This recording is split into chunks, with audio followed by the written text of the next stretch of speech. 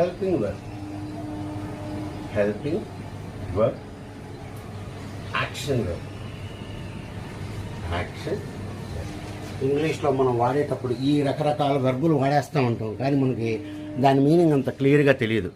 కాబట్టి ఈరోజు మనం ఏం చేద్దామంటే అసలు లింకింగ్ వర్బ్ అంటే ఏంటి, హెల్పింగ్ వర్బ్ అంటే ఏంటి, దీన్ని ఎలా వాడతారు అనేది మనం ఇక్కడ నేర్చుకుందాం. Sentence right.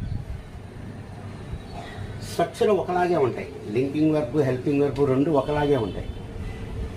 కానీ లింకింగ్ వర్బ్స్ ఏం చేస్తాయో చూద్దాం. షీ ఈజ్ ఏ డాక్టర్ అని రాశా. షీ ఈజ్ ఏ డాక్టర్ అని.